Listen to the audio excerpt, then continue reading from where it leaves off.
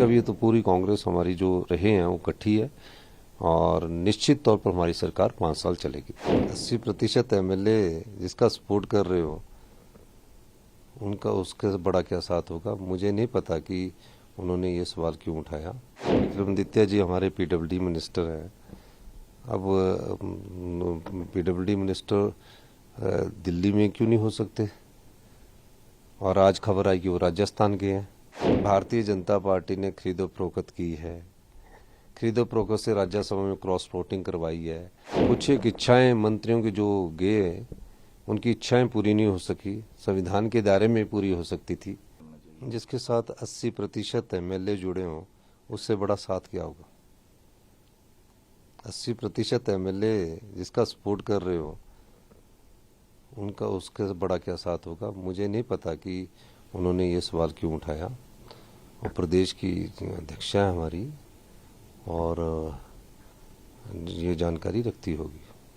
लेकिन सर इसी CM house पे जो प्रेस कॉन्फ्रेंस हुई थी, मीडिया के सामने जो तस्वीर आई, बहुत कंफर्टेबल मोड में आप मैडम प्रतिभा सिंह जी के साथ यहाँ थे। नहीं, वो हमेशा हमारा रोज सुबह हम मिलते भी है, शाम को भी मिलते हैं। एक हमारा अपना संबंध तो है ही है, राजनीतिक संबंध भी है, तो ऐसी कोई बात नहीं है। उसमें कई बार किस संदर्भ में उठाया होगा वो मुझे इस बारे में जानकारी, संदर्भ भी पता होना चाहिए ना।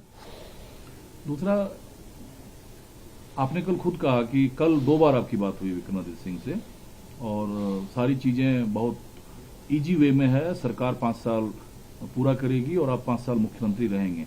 फिर ये सवाल मीडिया के सामने आती है कि विक्रमादित्य सिंह जी दिल्ली में हैं, वो भाजपा के नेताओं से मिल। देखिए, विक्रमादित्य जी हमारे पीडब्ल्यूडी मिनिस्टर हैं। अब पीडब्ल्यूडी मिनिस्टर दिल्ली में क्यों नहीं हो सकते, और आज खबर आई कि वो राजस्थान के हैं। तो इस प्रकार की थोड़ा मीडिया भी बहुत हाइप करता है, तो इस दृष्टि से भी आपको देखना होगा कि मीडिया का बहुत हाइप हो जाता है। और हिमाचल की जो राजनीतिक संस्कृति रही है वो अमूमन ऐसा रहा है कि विपक्ष के नेताओं के साथ भी अच्छे रिश्ते रहते हैं नेताओं के। तो विक्रमादित्य जी तो आपके पार्टी के ही हैं।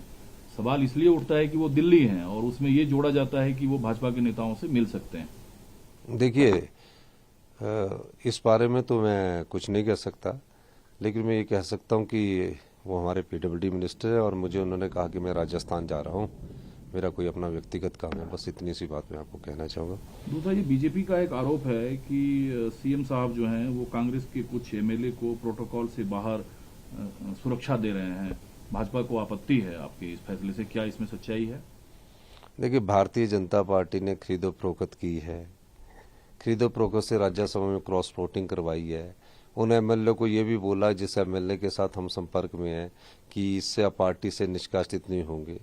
तो अभी उनके साथ हमारी बातचीत चल रही है। जो लोग इस प्रकार की बातें करते हैं, और ये तो विपक्ष के काम आरोप लगाना है और आरोप वो लगाते रहेंगे। लेकिन मार्जिन बड़ा है सर, भाजपा और कांग्रेस के जीत का जो मार्जिन है वो बड़ा है। तो कैसे ये संभव है जब जयराम जी ये कहते हैं कि आप रात को जब सोएंगे सुबह उठेंगे तो पता नहीं चलेगा सरकार है या नहीं है? इस बात का तो जवाब वही दे सकते हैं। धन्यवाद। आधार है उनके पास कोई? इस बात का जवाब तो वही दे सकते हैं, हमारे पास तो पूरी मेजोरिटी है। धन्यवाद। एक सवाल सर और है, ये खबरें आ रही है कि विक्रमादित्य सिंह जी वीरभद्र सिंह जी के नाम से आईएनसी को तोड़कर पार्टी बना सकते हैं। आपके पास कोई जानकारी है ऐसी? नहीं, मुझे पास ऐसी कोई जानकारी नहीं है। ऐसी कोई जानकारी नहीं है। आप कोई फ्लोर सेशन शॉर्ट में कोई सेशन ला सकते हैं फिर? नहीं, अभी कोई ऐसी बात नहीं है। Thank you. ऐसी कोई आपकी मंशा नहीं है? और ये जो कहा गया सर कि बीजेपी के मुकाबले कांग्रेस, क्योंकि आपके ऊपर जिम्मेदारी है, आप यहाँ मुख्यमंत्री हैं, 4 सीट है, जिताना है आपको, इंडिया अलायंस है, बीजेपी के मुकाबले कांग्रेस कमजोर है, ऐसा कुछ है? बीजेपी की तैयारी ज्यादा है आपसे? नहीं, ऐसी बात नहीं है। कुछ एक इच्छाएं मंत्रियों की जो गए उनकी इच्छाएं पूरी नहीं हो सकी, संविधान के दायरे में पूरी हो सकती थी।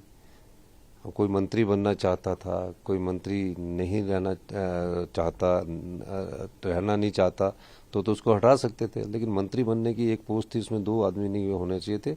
और मेरा कहने का मतलब कि अभी तो पूरी कांग्रेस हमारी जो रहे हैं वो इकट्ठी है और निश्चित तौर पर हमारी सरकार 5 साल चलेगी।